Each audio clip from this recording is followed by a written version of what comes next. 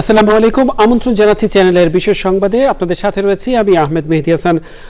প্রিয় দর্শক, তারেক রহমানের স্বদেশ প্রত্যাবর্তন নিয়ে আমরা এখন প্রিয় দর্শক শুরুতেই থাকছে তারেক রহমানের স্বদেশ প্রত্যাবর্তন।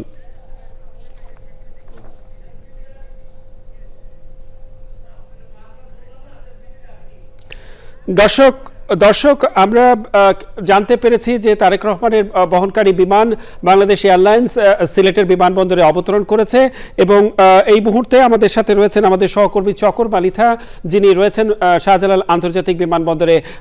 চকর, আপনি রয়েছেন শাহজালাল আন্তর্জাতিক বিমানবন্দরে। আমরা যেটা জানতে পেরেছি যে জনাব তারেক রহমানের বহনকারী বাংলাদেশ বিমান সিলেটের বিমানবন্দরে অবতরণ করেছে। আপনার কাছে সর্বশেষ কি তথ্য রয়েছে এবং আপনার আশেপাশে যেসব সমর্থক এবং বিএনপি সমর্থকরা রয়েছে, কি অবস্থা দেখছেন আপনি সেখানে?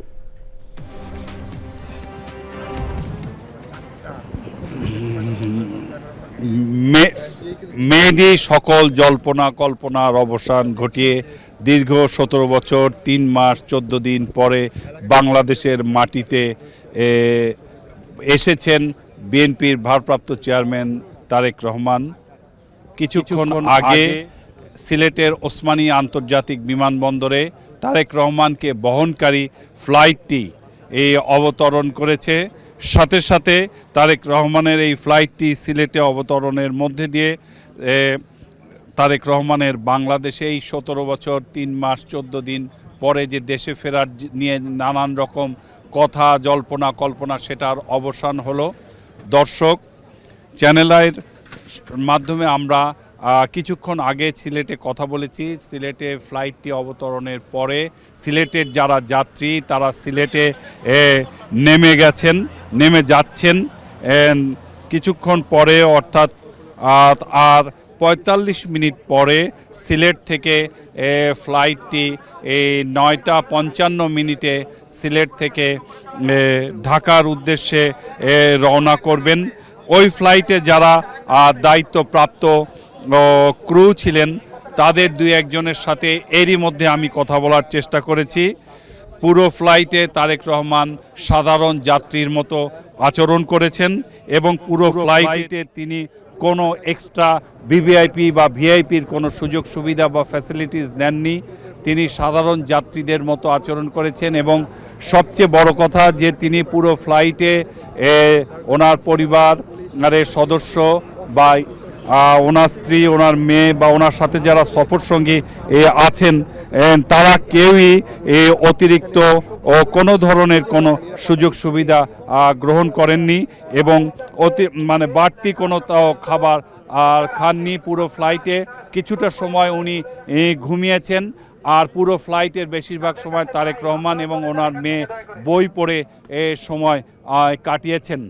আমরা যতটুকুন জানি যে ফ্লাইটটি 10:55 সিলেট থেকে ঢাকার উদ্দেশ্যে রওনা দিবে এবং রওনা দিয়ে এই ঢাকার আর হজরত শাহজালাল আন্তর্জাতিক বিমানবন্দরে 11:45 অবতরণ করার কথা রয়েছে।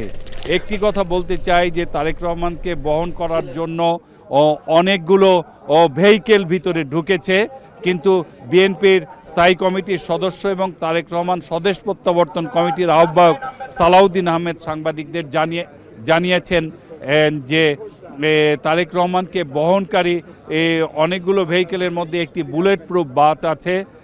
সেই বাসেই উনি স্থায়ী কমিটির সদস্যদের সাথে সেই বাসেই উনি যেতে চান এয়ারপোর্ট থেকে।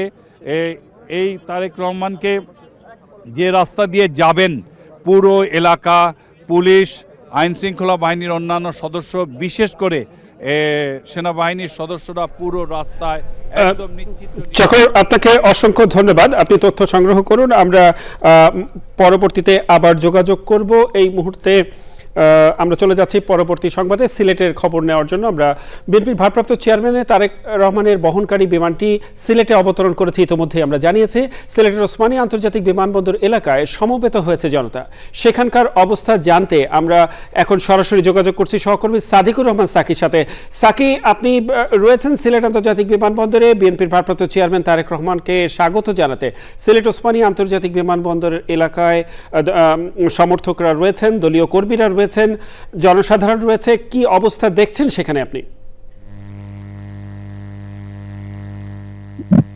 মেহেদী, আপনি যেটা বলছিলেন যে বিএনপির ভারপ্রাপ্ত চেয়ারম্যান তারেক রহমান দেশে ফিরেছেন, একটু আগেই তিনি অবতরণ করেছেন সিলেট ওসমানী আন্তর্জাতিক বিমানবন্দরে এবং তার ফেরা উপলক্ষে ব্যাপক নিরাপত্তা ব্যবস্থা এখানে গ্রহণ করা হয়েছে। বিশেষ করে সিলেট বিমানবন্দর এলাকার নিরাপত্তা জোরদার করার জন্য এখানে মোতায়েন করা হয়েছে পুলিশের পাশাপাশি সেনাবাহিনী সহ বিভিন্ন বাহিনীর বিপুল সংখ্যক সদস্য। আপনারা জানেন যে বাংলাদেশ বিমানের বিজি 202 ফ্লাইটে তিনি দেশে ফিরেছেন এবং 192 জন যাত্রী নিয়ে বুধবার রাত 12:15টার দিকে বাংলাদেশ বিমানের এই বিমানটি বাংলাদেশের উদ্দেশ্যে রওনা হয় এবং এর মধ্যে 107 জন যাত্রী সিলেটে নামবেন, যারা সরাসরি সিলেটে চলে এসেছেন এবং এই বিমানটি 11টার দিকে তারেক রহমান সহ বাকিদের নিয়ে ঢাকায় যাবে এবং বেলা 11:55 দিকে ঢাকা হযরত শাহজালাল আন্তর্জাতিক বিমানবন্দরে অবতরণ করার কথা রয়েছে। তো এই মুহূর্তে যেহেতু তিনি সিলেটে অবস্থান করছেন এবং তার সাথে সফরসঙ্গী হিসেবে রয়েছেন তার স্ত্রী জুবাইদা রহমান এবং মেয়ে জাইমা রহমান, অনেকের আগ্রহ রয়েছে সিলেট এয়ারপোর্টে যাওয়ার জন্য। তারা সেখানে গিয়েছেনও নিষেধাজ্ঞা সত্ত্বেও দলীয় নেতাকর্মী বা সমর্থক যারা রয়েছেন, কিন্তু নিরাপত্তার স্বার্থে বিমানবন্দর থেকে বেশ খানিকটা দূরে তাদেরকে আটকে দেওয়া হয়েছে। সাংবাদিক থেকে সাধারণ জনগণ বা সমর্থক যারা রয়েছেন কাউকে কিন্তু ভিতরে বা বিমানবন্দরের কাছাকাছি যেতে দেওয়া হচ্ছে না নিরাপত্তার স্বার্থে। তো সব মিলিয়ে বলা যায় যে ব্যাপক নিরাপত্তা ব্যবস্থা গ্রহণ করা হয়েছে তারেক রহমানের দেশে আগমন বা প্রত্যাবর্তন উপলক্ষে এবং তিনি এখন সিলেটে অবস্থান করছেন। কিছুক্ষণের মধ্যে তার ফ্লাইটটি ঢাকার উদ্দেশ্যে রওনা দিবে। তো এই ছিল সিলেট এয়ারপোর্টের সার্বিক অবস্থা আমার কাছে।